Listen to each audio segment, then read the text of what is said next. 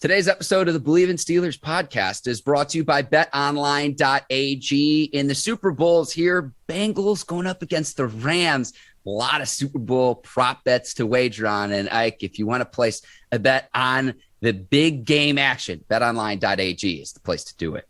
You guarantee I'm betting online.ag that the Bengals will win the Super Bowl, and I'm going to win me some money. We got a lot of prop bets to discuss, and we're going to have some of that here on today's episode of the Bleav in Steelers podcast. But before you tune in and listen, head to the new and updated desktop and mobile website to sign up today to receive your 50% welcome bonus on your first deposit. Just use our promo code Bleav, that's BLEAV, to get started. You got football, basketball, hockey, boxing, UFC, a lot of different sports to wager on. Again, betonline.ag, betonline, where the game starts. All right, cue the music. It's time to start the show.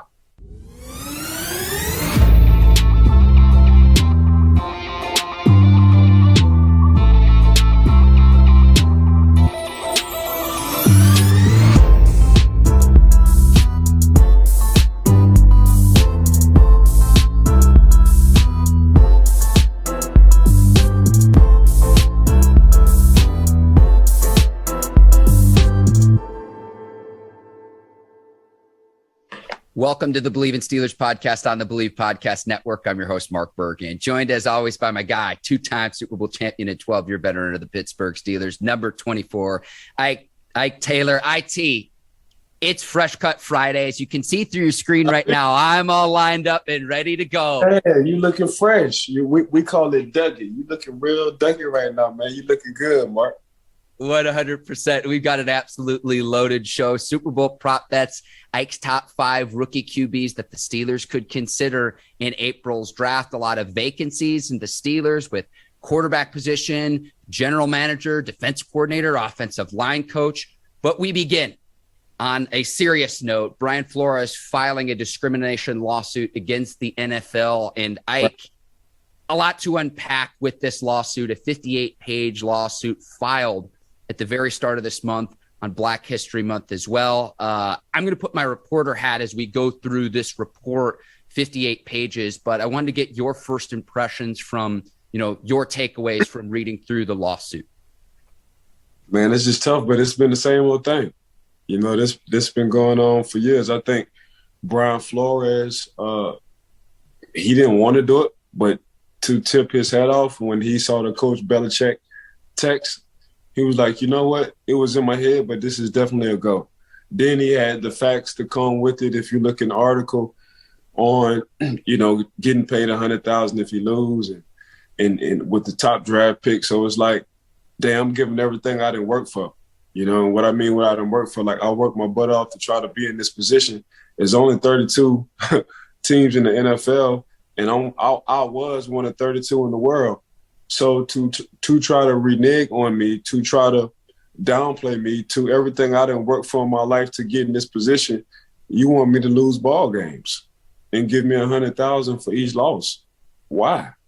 There goes my resume. So everything I done built from the ground up, from the day I done walked in, for me, letting go Minka Fitzpatrick, for me, getting these draft picks, for me, taking criticism on everybody, saying I was crazy on doing this, to actually building the team.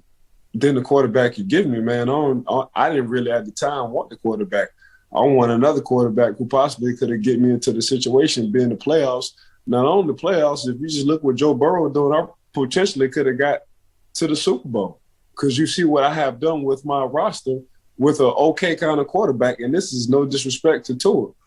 But he's like, you know what, man, let me take this even further, man. Let me just go and see how many black coaches in the NFL.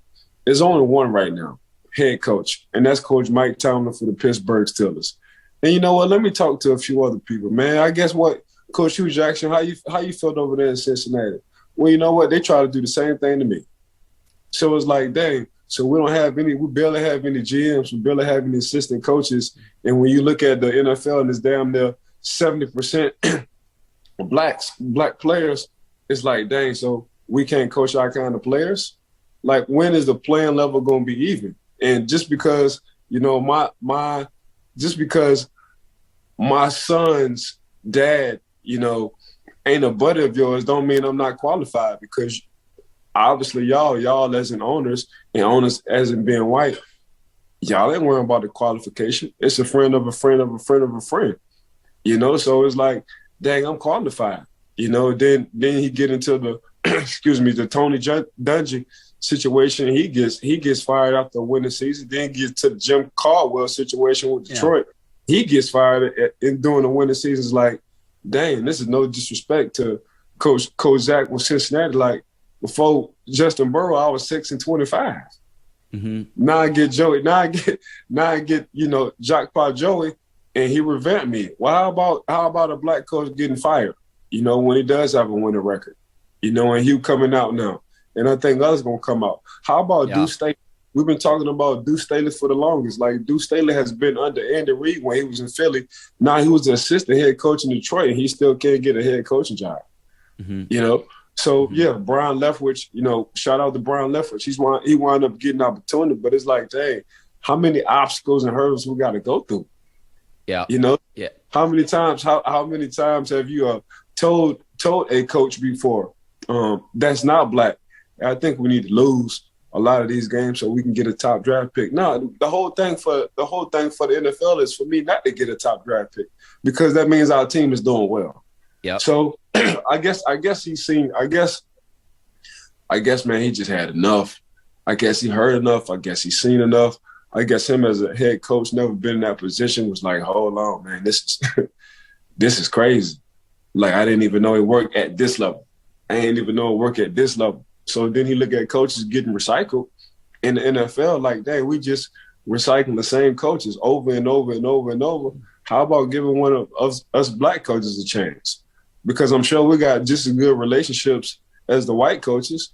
Give us a shot. Let us go 6-25, and let us catch us as Joe Burrow and see what happens. So I can understand this. I can understand his frustration. But here we go again. When you talk about the Miami Dolphins, that's just what they do. They always find a way to F it up. And that's just what it is. That's why I'm so fortunate I played for the Pittsburgh Steelers, That's why I'm so, it's the Green Bay Packers and San Francisco 49ers. It's a lot of good organizations out there. You know what I'm saying? So that's why I'm fortunate enough. But to see Brian Flores to do this, he was all the way in, and he think he got enough to back himself up when it comes down to going to court. Just to clarify for our listeners and viewers, Flores' lawsuit is considered a class action lawsuit. Now, here's what that means. It leaves room for others to join the litigations. Cool. And so Hugh Jackson's commentary indicated that he could potentially do that. Correct. I want to go back to something you said in terms of the chance, because we talked about this about a year and a half ago when the league was considering expanding the Rooney Rule to award teams draft picks if they went ahead and hired a minority candidate. Obviously, those rules did not go through. But at the time, we talked about it's not necessarily the equality of outcome, but the equality of opportunity. So let's unpack what happened with Flores. And I'll start with the first interview that he had with the New York Giants. The first question I had was, if Bill Belichick knew in advance, how did he know? Well, to give our listeners and viewers a little bit of history, Bill Belichick coached for the Giants from 1979 to 1990, or through the 1990 season. So he spent a decade with that organization, is still probably very well connected throughout the league, considering, okay, he hasn't just been the Patriots coach. He also coached with the Cleveland Browns. So clearly, there is how Belichick might know that information with the text message where he thought he was texting Brian Dable and he was actually texting Brian Flores.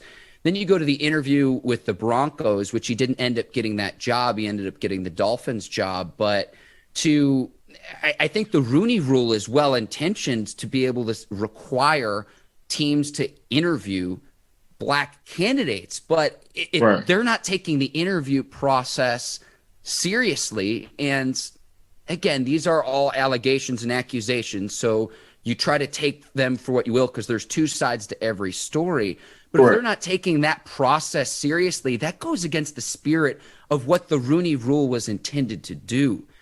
And so then thirdly, I mean, you talk about potentially meeting with Tom Brady before he was officially a free agency on a yacht, and the owner saying, I'm going to give you $100,000 for losing games.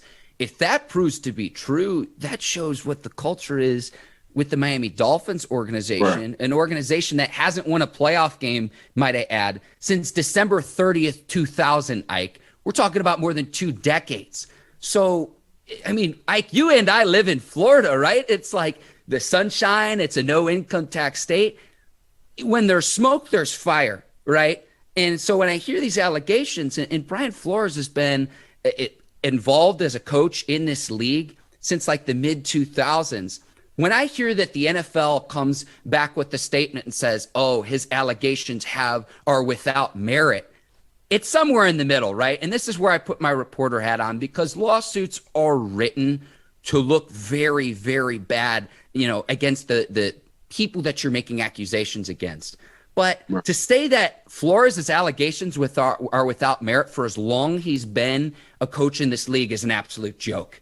It's an absolute joke, Ike. And so I know. So to clarify that too, a league source reached out to ESPN and said that the comment only pertained to the accusation of discrimination in hiring practices. But I think there's more than that in this lawsuit than just potential racial discrimination, Ike. You're talking about if he was paid $100,000 to lose games intentionally, and Hugh Jackson is accusing former Browns front office of doing the same thing, you're going against the spirit of the game. And regardless of how this shakes out, Ike, 2 things. From a PR standpoint, the NFL has a disaster on its hands as the legal process plays out through this. And then number 2, losing my train of thought here.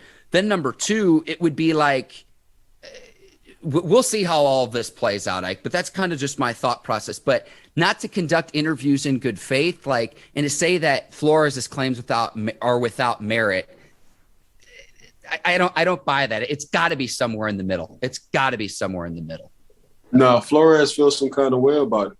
So the fact that he understood what he's jeopardizing on the potential prospect never coaching in the NFL anymore, like he feel really about his situation.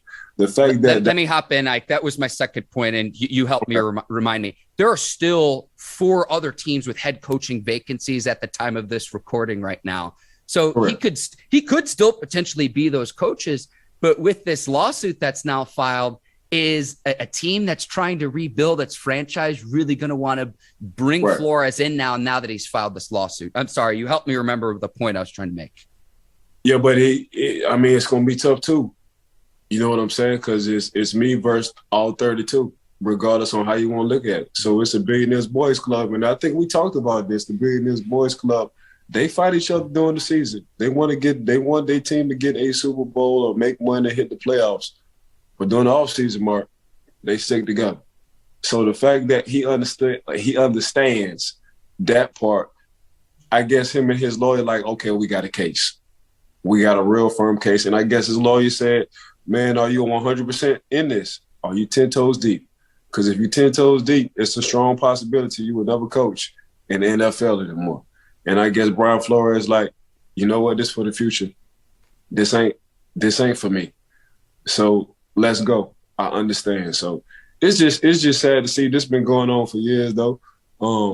We haven't been given it. We as in blacks haven't been given the opportunity as whites to do something in the league when it comes down to the front office, assistant coaching and head coaching as white coaches.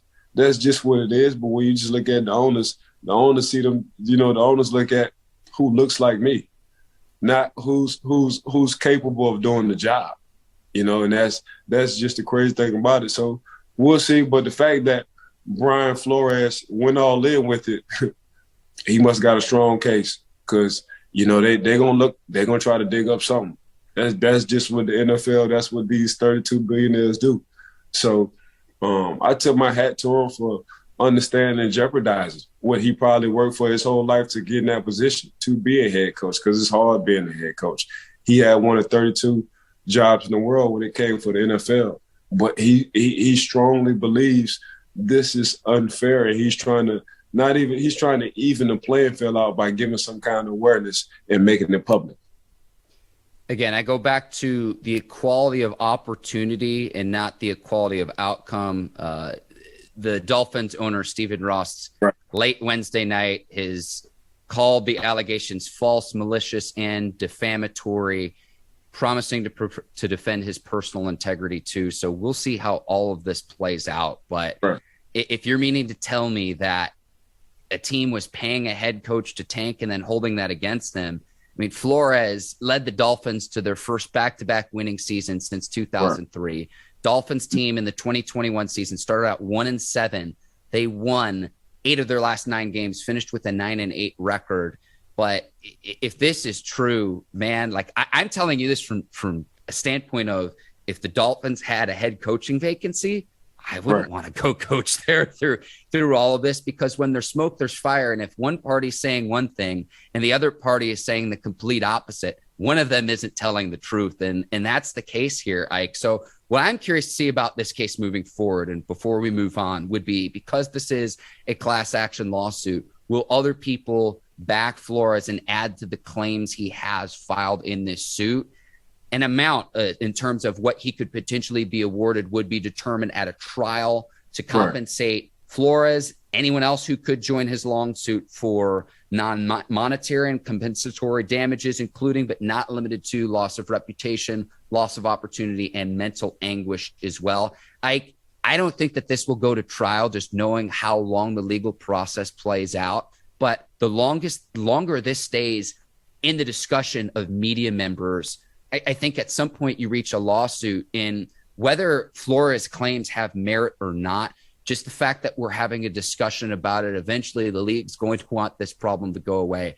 This is a major, major, major story. And all honesty, too, I can't believe Roger Goodell hasn't said anything yet. I know the league is probably investigating on its end, but the initial statement to say that Flores' claims are without merit, I understand the NFL is trying to protect its interests as well. But again, I go back to, you can't have one person say one thing and then the other person say the exact opposite. One of them isn't the truth. I really think it's somewhere in the middle.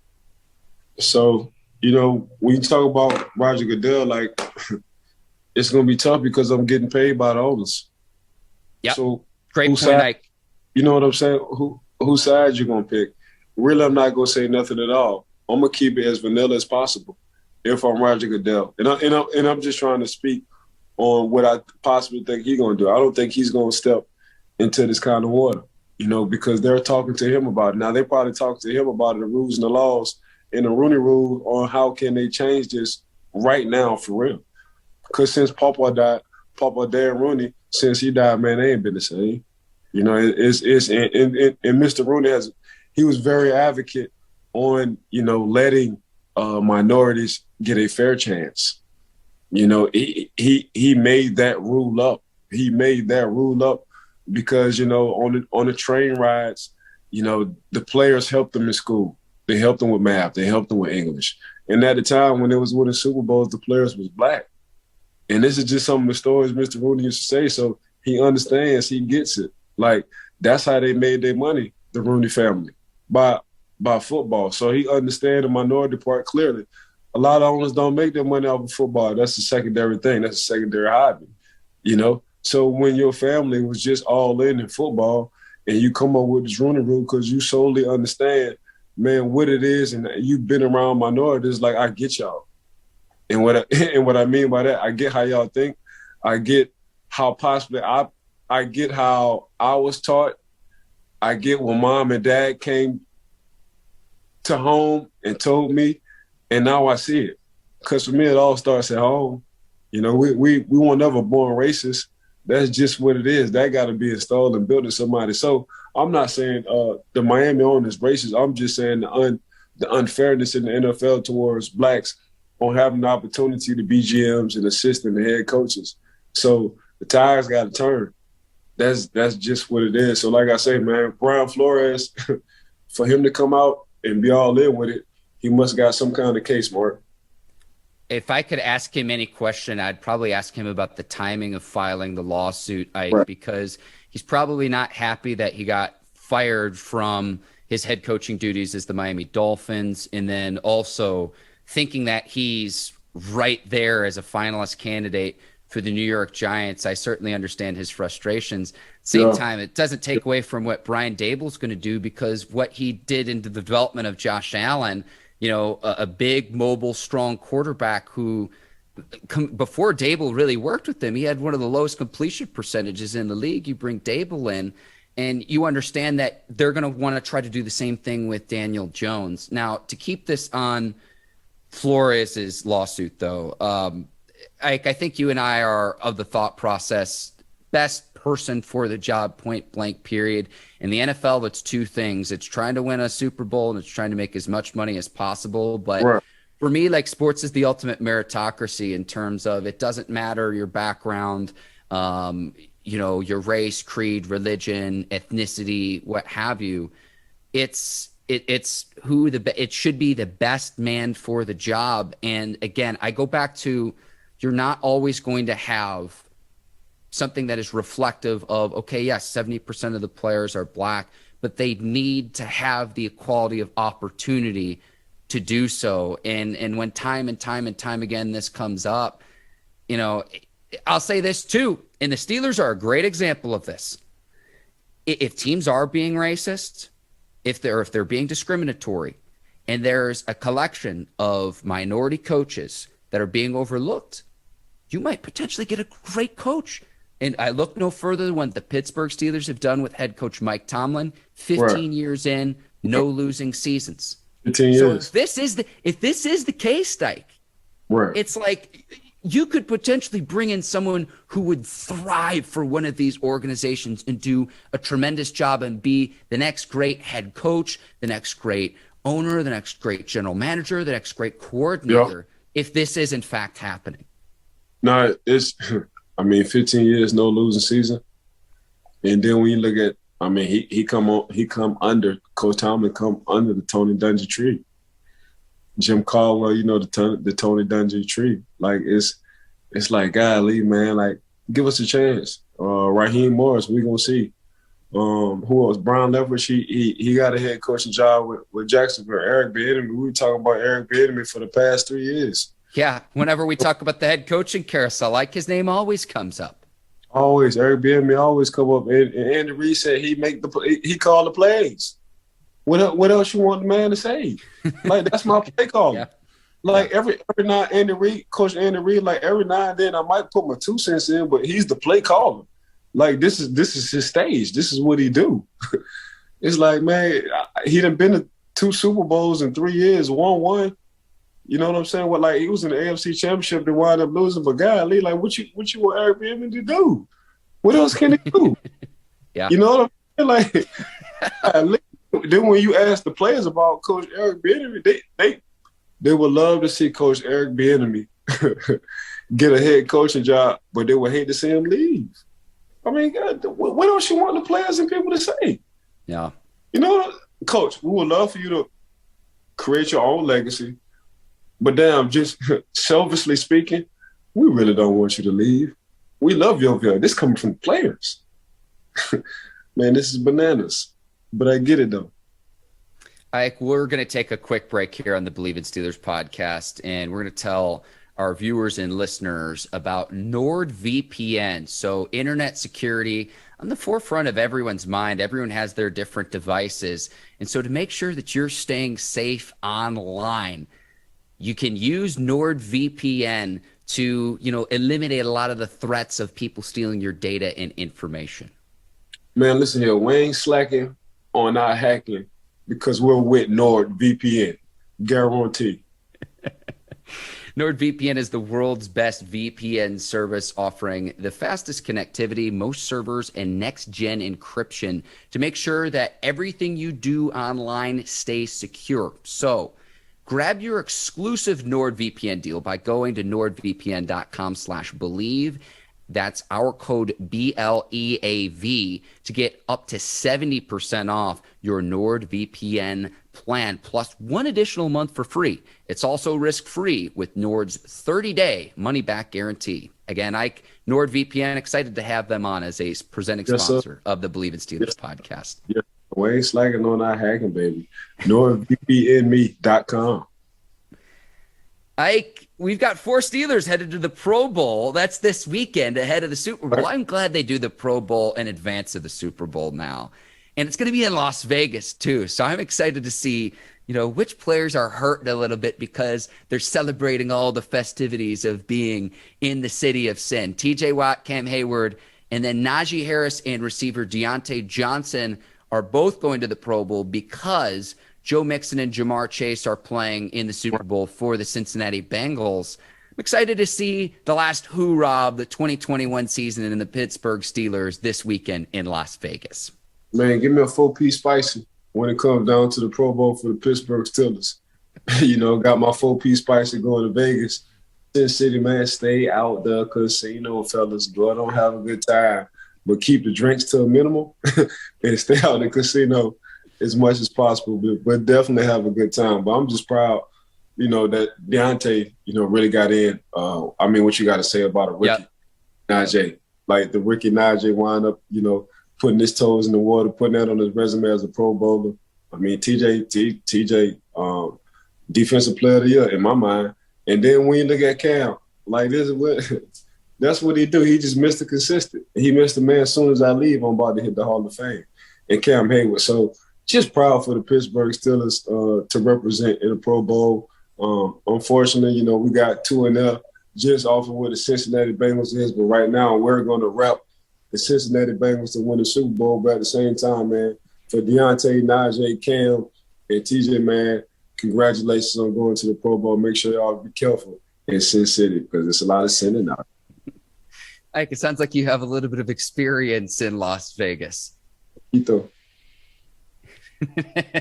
That means a little for anyone who doesn't speak Spanish. I'll go full gringo. Ike, we're going to find out next week about the NFL awards. So I'd imagine we're going to be talking about TJ Watt winning NFL Defensive Player of the Year. That's going to be announced on February the 10th. So I'd be shocked if he were not the NFL Defensive Player of the Year. Obviously, Cam Heyward also extremely important to that Steelers defense. But I was happy Johnson got in too. And then the other AFC receivers who got in were extremely deserving.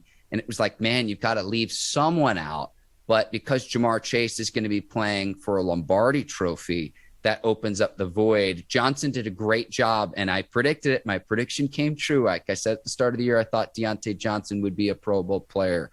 He fixed his issue for the most part, dropping the football. Keep using those tennis balls, Diontae, because it seemed to be working for you in terms of how he trains to focus on making sure he watches the ball all the way in. He was much more sure-handed than he had been in the 2020 season. So I'm glad to see the NFL recognize him because he had a great season for the Steelers.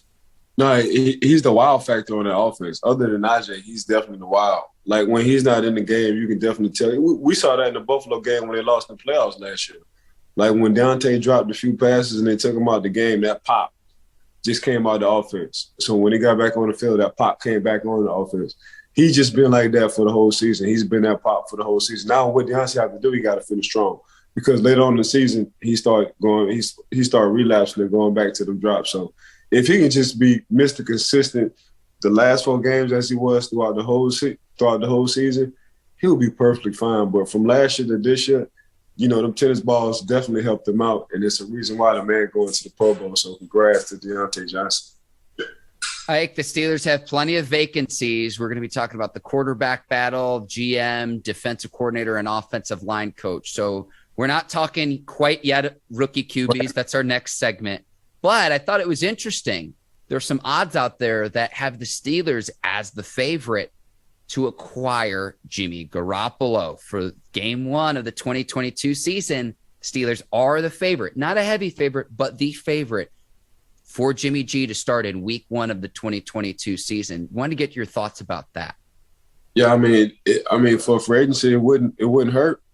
Of course, T1 opportunity, a chance to stay afloat in the AFC North. That's where you got to go. That's just my personal opinion, man. You got to go with, you got to shoot high. So you got to go with the Aaron Rodgers. You got to go with the Russell Wilsons. If you don't get one of them two, man, you got to go with Jimmy Garoppolo and see what Kirk Cousins talking about.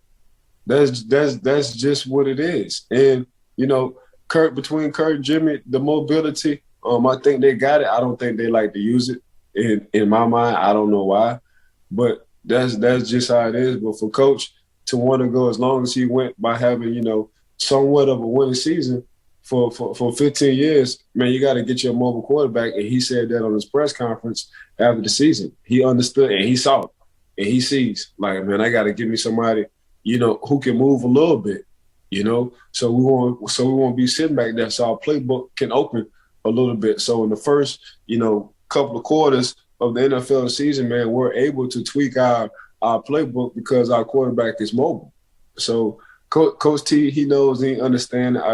There's been reports, and there's him and Kevin Colbert. They're heavily at the Senior Bowl right now in Mobile. They went to the Shrine Bowl. So they're doing a lot of recruiting, and they spend a lot of time with families and mamas and daddies and checking up on these college reports to see, man, what quarterback best fits us.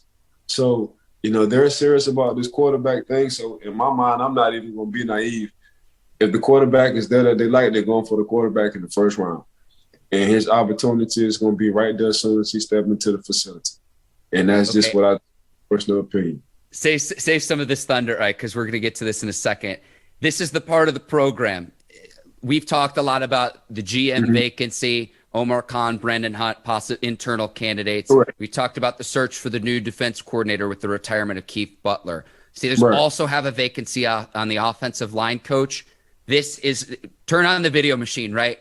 Let's bring back Mike Munchak. He's on the market. He's not going to be the offensive line coach for the Denver Broncos. His daughter lived in Denver, which is why he left Pittsburgh in the first place.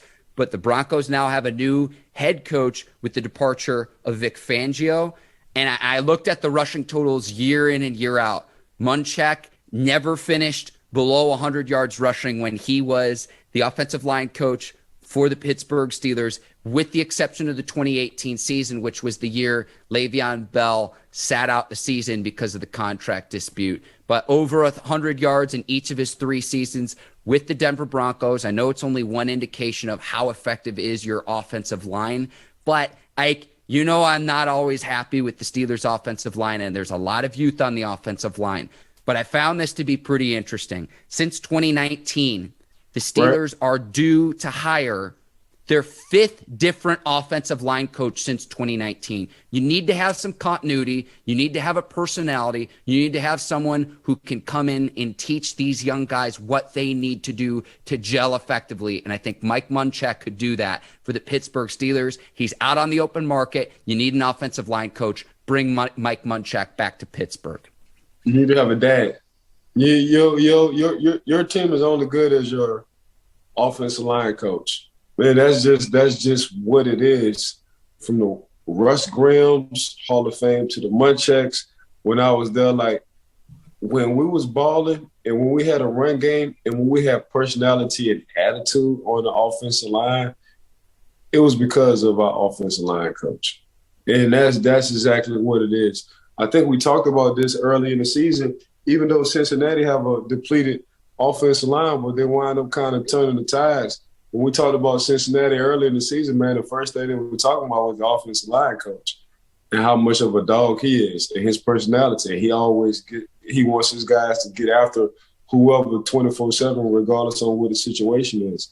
Same way. And Ike, you're talking about Frank Pollock of the Cincinnati Bengals, their offensive line coach. Yes, Coach Frank. If you just ask any one of the guys, if Zach Taylor's not the head coach, Coach Frank should be the head coach. That's just how they feel. But that's his personality, and that's what you want. Like when you have an assistant coach, your assistant coach should be the offensive line coach in my mind, because that's all I know from Pittsburgh. The Russ Grimm, the Mike Munchaks, all them coaches, man. There was a personality not only for the team, for the offensive line. That's exactly what they wanted to do. They had a lot of input with the OC on running the ball. Hey man, this is our personality. This is what we need to establish, and that's what Pittsburgh got away from. Even though Najee is going to the Pro Bowl, he did a lot of good things out the backfield and him running the ball. I agree, but I think his career could get better if he had Coach Mike Munchak. Coach Munchak helps everybody. He helps the wide receivers. Not only he helps the offensive lineman, but he helps the running back. There's not no say so. Well, Coach Munchak is not helping. If he goes there, and Lord knows I hope he does come back to Pittsburgh, because I feel like they really need him. Because you're right, what you said earlier, Mark. It's a young offensive line, and why not have a veteran guy like Coach Munchak who knows exactly what he's talking about? Go on, come home, Coach Munchak. Your daughter's straight. She's fine. You did everything you need to do. Come back forward. And the Steelers haven't averaged more than 100 yards rushing since he left town. So that goes back to 2019, 2020, and the 2021 season, Ike. A lot of youth on the offensive line, but if you're getting mixed messages from the person who's in charge of you, I did not know that until I researched for this segment, Ike. I think it would make a lot of sense to see him return to the Pittsburgh Steelers organization. No, 100%. I think Coach Munchak, we already talked about Coach Vic Fangio on the defensive side, but Coach Munchak on the offensive side definitely helped us. Ike, we're going to your favorite segment of today's show. You did some scouting for us, and we're going to be doing quite a bit of this leading up to April's NFL draft, still finishing up with the Super Bowl. But your top 5 rookie quarterbacks that the Steelers should consider drafting. Pittsburgh's got the 20th overall pick in the 2022 draft. Again, that'll be in April. Just to let our viewers and listeners know right now, too, the East-West Shrine Bowl is happening tonight. We're recording this on Thursday. By the time it'll be out on Friday, we'll already know what happened. It'll be done and over with. But Ike, I want to go through your list of your top 5 rookie QBs. Let's start at the very top. Who you have at the number 1 quarterback that the Steelers should consider bringing in? I know you're gonna say, man, I'm biased, but you already know what I'm about to say. The guy played for the Pittsburgh Panthers, the blue and yellow. Makes sense. Yeah, the 412 that I used to wear, and I'm thinking about Kenny Pickett. I'm looking at Kenny Pickett. He shares the facility with Pittsburgh. I'm sure Pittsburgh has been looking at him for 2 years now, and the reason why because they've been thinking about Ben and not knowing what Ben wanted to do in the offseason. So I'm gonna rock with Kenny Pickett, man. Kenny Pickett. When you want to draft a quarterback, Mark, you want to draft a quarterback who understands your region. What I mean by your region, like when you drafted Big Ben, he came out of Miami, Ohio. What it's like in the wintertime, it's cold. Mm-hmm. When you're looking at a Kenny Pickett and he's sitting in Pittsburgh, what it's like in the wintertime. It's cold. Is his arm strong enough? Yes. Can he make accurate throws? Yes. Is he decisive on his decision making? Yes. So he'll understand what it is to be a Pittsburgh kid, a Pittsburgher, a Yinzer. So say a 412/724. That's the area codes I'm talking about in Pittsburgh. So yes, that's my first one. My first one is Kenny Pickett. You can say I'm biased, but I'm not. I think I watched enough tape to understand how the Pittsburgh Steelers works. Hopefully he'll be there, but I'm not sure he will. You're in my brain, Ike, and that was exactly what I was going to say, because with the 20th overall pick, if he is the number 1 quarterback on Mel Kiper Jr.'s big board, my concern is he won't be there at number 20, so maybe Pittsburgh would consider trading up to draft Pickett, but how far he could fall is really the biggest question that I have. No doubt about his production at Pittsburgh this last season, a Heisman finalist, 42 touchdowns, only intercepted 7 times, 4,300 yards through the air too. So, he really put Pittsburgh on the map in the ACC this past season. So I'm with you there, and the Pittsburgh connection makes complete sense to me.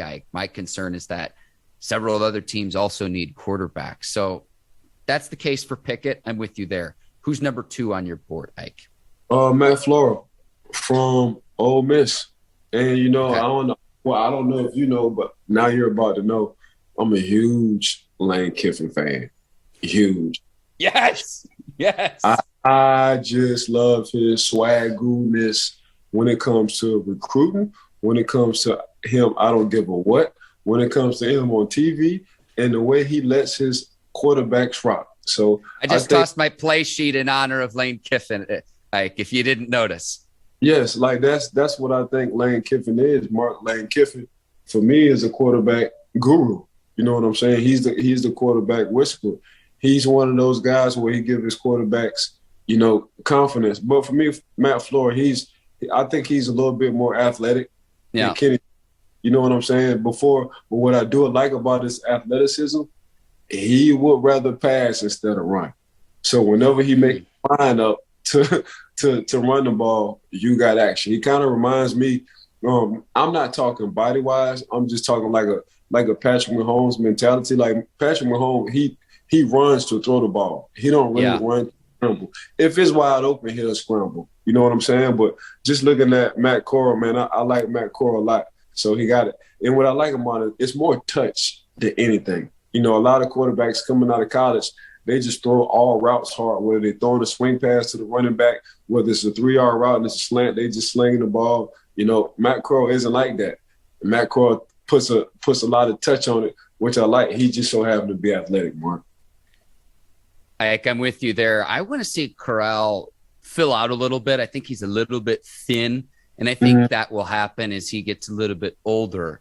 You mentioned Lane Kiffin's propensity for offense, you know, not just as the head coach at Ole Miss, when he was the head coach at FAU and establishing that program, and then when he was the offensive coordinator of Alabama as well. Lane Kiffin, I think he was kind of the victim of his own success because he was the head coach of the Raiders back in the day at like the age of 32. There were veteran players on the roster older than he was. Right. I lived in Knoxville, Tennessee for 2 years of my life to start my career. And Lane Kiffin only coached at the University of Tennessee for one season in 2009. And then he left to take the USC job to fill the void left by Pete Carroll. And even though he was only in Knoxville for one season, in the time I lived there, which was not quite a decade later, several years later, there were still stories about Lane and that were almost like mythical that you would not believe of just what he was like and, you know, what he brings to the table as a head coach. So talk about swag, man, next level with Lane. I love great follow on Twitter, by the way, as well. Oh, 100%. You know, Lane recruit early. You know, Lane recruit my little young buck from Tampa, Bleav. Bleav is one of the youngest, fastest 12-year-olds in the world. And him and his dad, I know. So Lane been recruiting him for at least 3 years now. So it's kind of cool to see that. Who's number 3 on your quarterbacks board? Number 3 for me was Carson Strong from Nevada. You know, for me, Carson Strong probably have the strongest arm out the two I just named. So, you know, but the only thing that's going to hinder him, I think he had a knee injury a couple of years ago. That's going to put a red flag or a question mark. But man, you want to talk about accuracy? I'm talking about Tom Brady accuracy. So now it's cool to have a strong arm, but dang, now I can throw to all my receivers in stride. That's Carson Strong. Or I can just sit in the pocket and sling that thing 65 yards if you really want me to. Mm-hmm. That's Carson Strong. And I think he's very underrated. Now, they're not going to talk about his athleticism, Mark, but he's very underrated when it comes to his athleticism. So just watching a few things from Nevada, they'll probably talk about Nevada talent and who they play. But when it comes down to a quarterback who probably have the strongest arm, probably out the top 10 quarterbacks who are going to come out, I would say Carson Strong does for sure. Yeah, I mean, Josh Allen didn't at Wyoming either. I know Correct. Strong has met with Steelers brass too. The Steelers are really doing their homework in the scouting evaluation process, and they need to, considering the talent at the quarterback position in the AFC. Let's go to number 4. Ike, who do you have number 4 on your board for? Sam Howell from North Carolina. Let's not forget Kevin Colbert was in North Carolina earlier this year. Sir. You know what I'm saying? So that kind of hit the light bulb switch in my head when it came down to it. So Kevin Colbert, and even though this is Kevin Colbert's final year as being final draft as being the GM for the Pittsburgh Steelers, the fact that he was in North Carolina looking at Sam Howell said a lot to me. Like, okay, he's definitely on the radar. So when I looked at Sam, I looked at a lot of the games because my mom is in North Carolina. Mark, he will be moving there soon. Yes, sir. When I looked at him, I was like, okay, for me, he was just too inconsistent. The talent is there; it was just the inconsistency. And don't forget, he had 2 running backs. You're in my brain, Ike. Come on now. Who handled the ball well? 2,000-yard rushes, I want to say, coming from North Carolina. I'm shooting blanks because his 2 receivers. I know one of his receivers was a dog. His other receiver was a dog as well. So he could have had 2,000-yard running backs and 2,000-yard receivers. So he was cooking with gas when it came down to talent for North Carolina. So it was just a decision making. what I saw was like, man, why did you throw that pass? That's the only thing I saw coming from Sam Howell. But it was just too much inconsistency in that part. As far as like athleticism and having everything you're looking for as a quarterback, Sam got everything you're looking for as a quarterback. For me, from what I saw watching his games, it was just man, how did you make the Jimmy Garoppolos? Them kind of throws. Yeah. Ike, you say cooking with gas, and cooking with gas, everyone eats. The two running backs you mentioned who are now in the NFL, Michael Carter, the Jets running back, and then Javonte Williams coming off a nice rookie season for the Denver Broncos. And so those two players were not there collegiately in the 2021 season. And so Howell in North Carolina struggled a little bit, but remember the season before, you had two absolute dogs in the backfield for the Tar Heels. We got to round out number 5, Ike, your top 5 to round out your list. Malik Willis from Liberty. We talked about this earlier off camera, Mark, on Kevin Colbert and Coach Tomlin, spending a lot of time at the bowl game for the Pittsburgh Steelers, just talking to not only him but his mom and his dad. And if you read what they said, they was talking about 35 to 45 minutes with the 3. So when I saw that, I said, you know what, man, let me go on and just do some research on Malik. And the research on Malik was Lamar Jackson brother. With a better arm, with a liver arm, he just not as talented as Lamar when it comes down to running the ball. But the fact that I put him in the category as Lamar Jackson, that shows you everything about his athleticism. The fact that when you watch tape and he's standing on the opposite hash and he throws it on the opposite number, said a lot about his arm. Because now my playbook is wide open.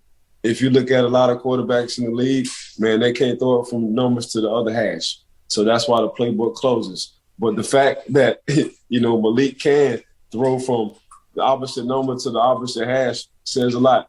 The fact that he can put touch and understand and he can read his zone from man coverage says a lot. The fact that, man, if you want to blitz him, he can scramble, he can make up yards, and he can get yards like a Lamar Jackson says a lot.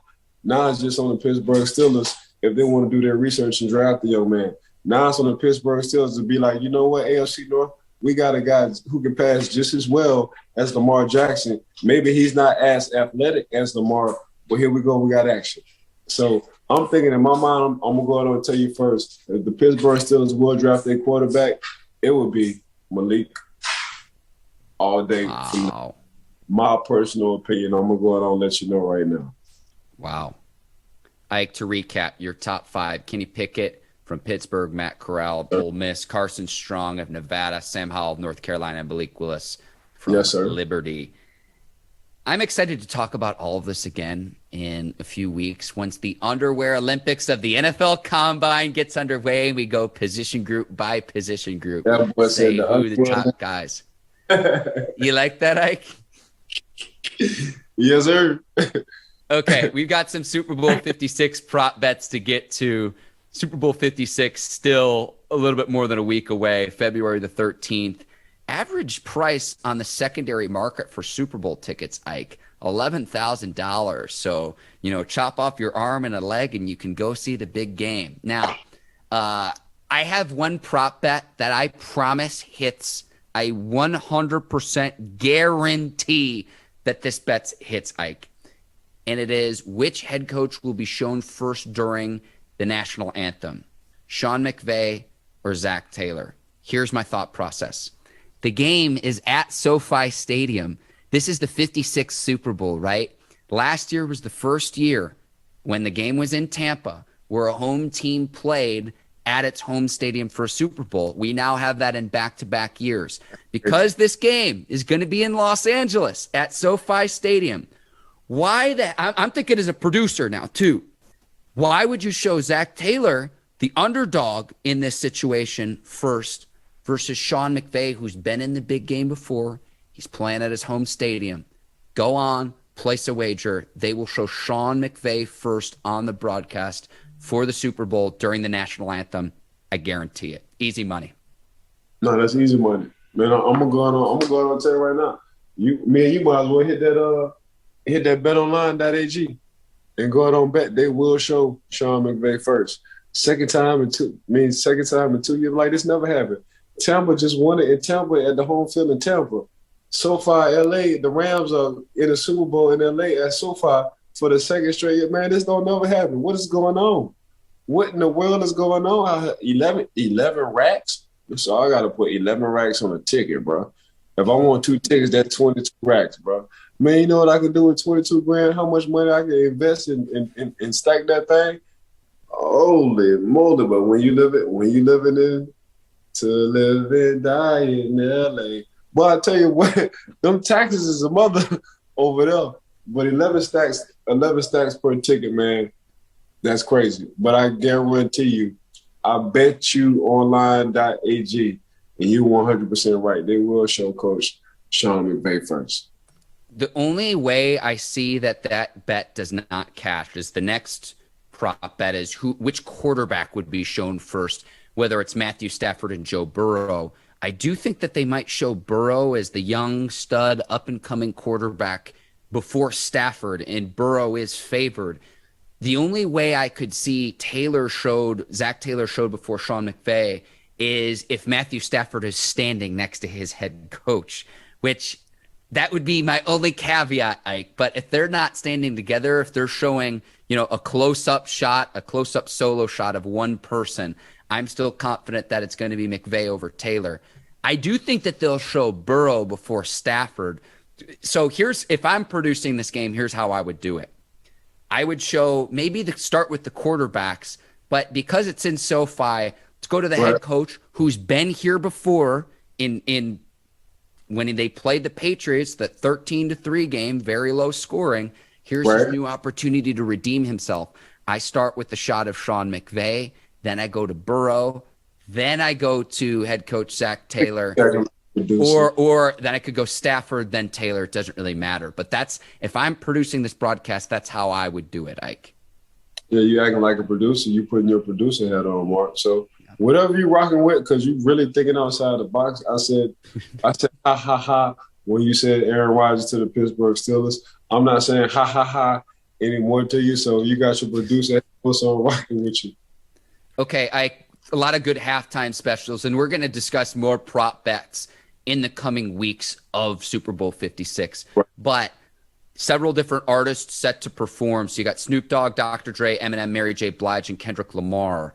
The first headlining artist to be shown at halftime, I think it's going to be one of 3. Again, this game's in LA. The favorite is 2 or more artists shown simultaneously, which I think could be the case because a lot of these artists have collaborations in songs that they've produced and performed together. Snoop Dogg is the favorite. Dr. Dre is the third favorite. I would put my money with 2 or more artists, but if you want to bet on just one artist being shown, it's either going to be Snoop Dogg or Dr. Dre, given their ties to LA. I mean, that's for me. It's Uncle Snoop. Like he's a huge Steelers fan, but he's all the way California. He is California. So I'm rocking with Uncle Snoop all day. And one other thing too, Ike, and I'm looking this up right now. This game is going to be broadcast on NBC. Remember, Snoop Dogg has been on the NBC Sunday night broadcast all season long. Look at you. If you're putting money down, I would either make one of 2 bets. 2 or more artists simultaneously. You can get that at plus 175. Snoop Dogg alone would be plus 275. Those were the 2. I'd make a wager between one of those 2. I think Dr. Dre is a good bet given his ties to LA, but they're going to go with at least one of the LA-based artists first, Ike. I guarantee you. We're going to wrap up here, Ike. Have some fun. The Washington football team, RIP, July 13th, 2020 to February 2nd, 2022. They are no longer. Pour one out. The Washington football team is now the Washington Commanders. Wanted to wrap on that note. Yeah, glad they finally came up with a name. I'm trying to get in my head how that's gonna look. the Washington Commanders. But you know what? Let's go with it, man. I'm gonna be open. We're gonna zag, Ike. We're gonna zag. When has there ever been a new team name or logo that's gotten universal praise? I like the zag, Ike Taylor. You're right. Let's rock with it. I want to see how they come up with the jerseys in the summer for it. So yeah, let's rock with the Washington Commanders, bro. I think the only uniform unveiling that was like super duper sharp was the new powder blue Los Angeles Chargers uniforms a few years ago. Those looked super fresh.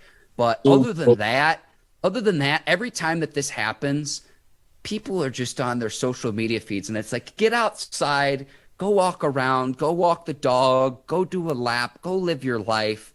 I've never seen an unveiling of either a new team name or a logo that's like, yep, we're on board. Universal praise. This is great. I think this is just yet another example of that. So I like the zag, Ike Taylor. No, you're right. Let's rock with it. I definitely want to see the unveiling, Mark. Absolutely. Ike, you're the absolute best. I got to give a shout out to you, to the folks at the Bleav Podcast Network. Check out some of the other podcasts that we have on the network. They're fantastic. Our producers over at Brinks TV, led by John Brinkus, Courtney Vargas, Herbert Diaz, and the team over there. Today's sponsors of the Bleav in Steelers podcast, both Bet Online and NordVPN. Also, the audio portion, thanks to Masterworks as well. And I want to thank the listeners and the viewers of the Bleav in Steelers podcast. Thank you for tuning in and making us a part of your day. Make sure y'all give us a 5-piece, please, and that's 5 stars. Mark, a huge shout out to you. Brinks TV, a huge shout out to Brinks TV. BetOnline.ag, man. Y'all been rocking with us since day one. NordVPN, we ain't slacking on our hacking because we got NordVPN taking care of anything when it comes down to the internet, right? And another shout out to Masterworks.